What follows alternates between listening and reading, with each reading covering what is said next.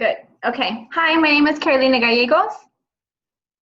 My name is Betty George, and And we're going to talk about Unit 2, the ISTE standards and the Horizon reports.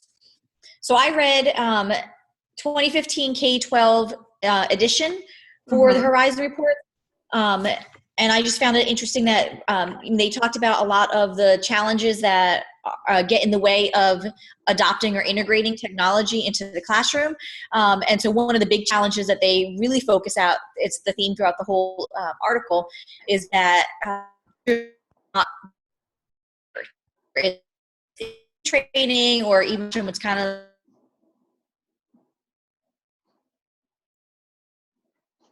we really need to focus on preparing teachers a lot more in order to help them be successful, to help kids be successful using technology in the classrooms. okay, and mine was the Horizon Report 2017 for the library edition, and it was just trends accelerating technology adopting in academic research in libraries. So with mine was kind of three trends: a long-term trend, midterm trend, and a short-term trend of what technology is coming out. Things that are going to be short term is only going to be relevant for maybe 2 years compared to through midterm. It's going to be between like 3 to 6, and then the long term 7 and however long that's going to come up, so that the library can stay updated with the technology that's going to come out. Okay, so we're going to talk about how the Horizon reports that we each read kind of relate to the ISTE standards and if they did address these standards. So the first one was standards for the teachers, design and develop digital age learning experiences and assessments.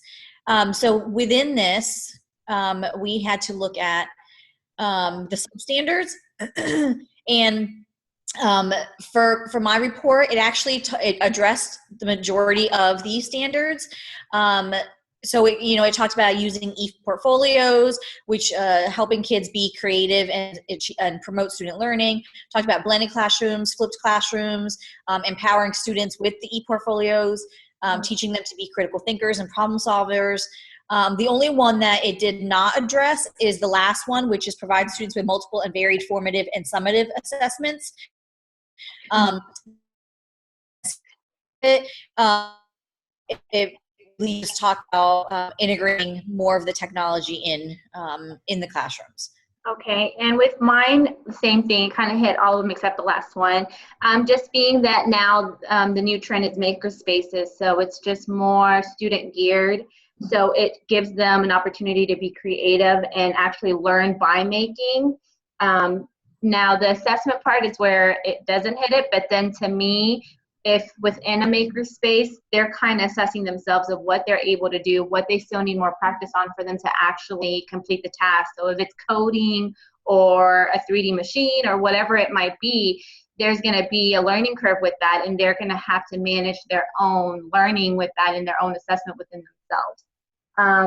And something else that I like for the customizing and personalizing it, I talked about how now libraries are trying to identify what the student wants within a library for them to stay engaged while they're there.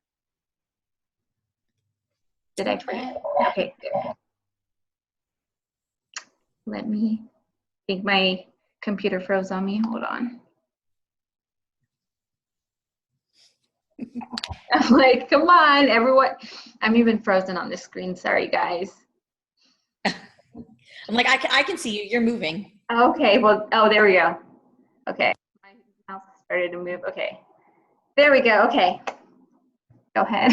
Sorry about that. Okay, so the next one was addressed toward the students, and it's empowering the learners. So in my Horizon report, actually, none of these substandards were addressed towards students. It talks about one of the substandards is building networks and customizing their learning environments in ways to support them, using technology to seek feedback. And the report really did not focus on the student. It was focused more on helping the teacher. And so I really think that all of these substandards are very important, though, in a classroom for students to know and students to be reflective about it, to see they are with learning and they're meeting personal goals, and kind of through it. But the report did not mention any of these substandards. Right. See, and with mine, again, it was more geared what is to come, but I can see how it can be hit with, like I said, maker spaces and just kind of gearing everything towards being student geared and, led by them. So then with setting goals, again, it's something that it fosters their own evaluation in themselves. Hey, this is my goal. I want to complete this. Or I know there's a coding program that that they can take like assessments online. So it's kind of like, oh, you're on level 10 on coding and you master that. So within themselves, they can set those own goals.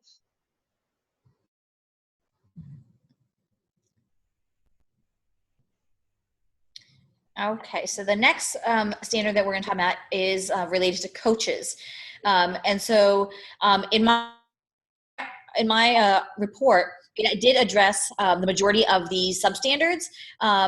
It did have, I guess, one that it really hit on was coaching teachers and modeling design and implementation of technology, where they talked about the teachers need more modeling of the technology, modeling with the kids.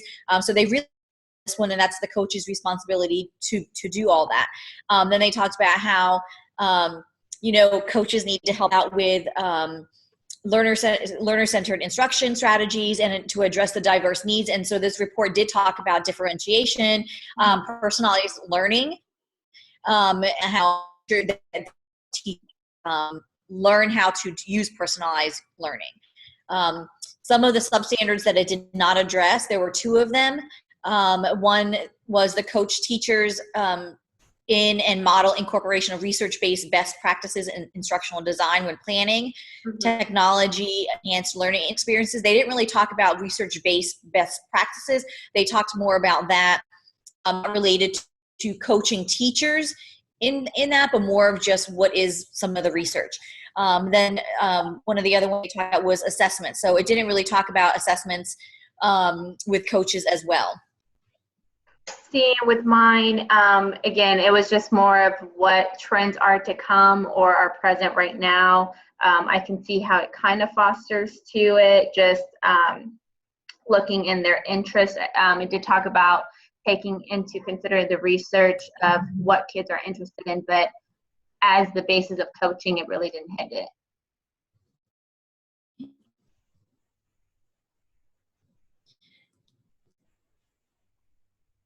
You want me to say this one? Okay.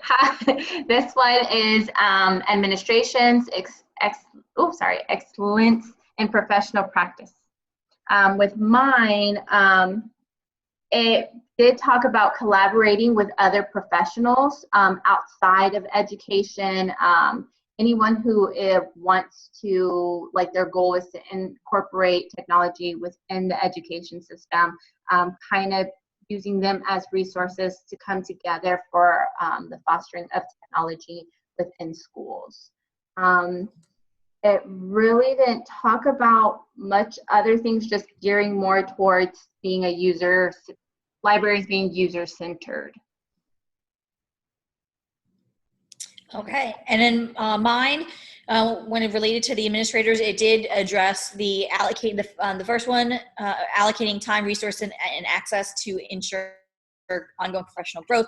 So we talked about the leaders making sure the teachers have the time, have the resources, have the trainings in order to be digital teachers. It also addressed promoting and modeling effective communication with stakeholders. The report talked about how different businesses are stepping into more of the schools and forming those partnerships, and then how some of the students are being apprentices for businesses to help them out, and it's actually improving businesses' growth and production. And so it works hand in hand with both parts. And I thought that. And then the other one was the administrator staying abreast of educational research and trends. And so the report did talk about how districts are going out and they're searching for programs that are research-based, and they are making sure that it is working and effective, and seeing, and then seeing if it's going to work in their own. The only substandard that it did not really was the second, which came just learning communities.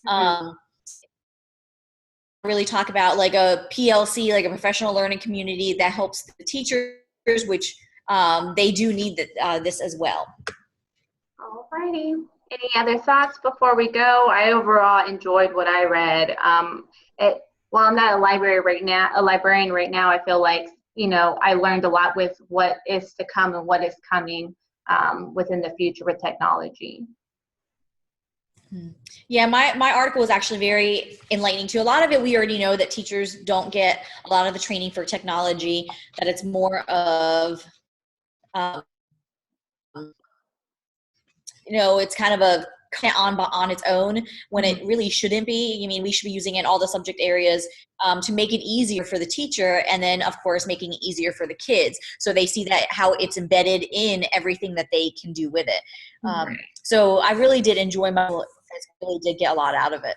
All right. Well, thank you guys for watching. Till next time.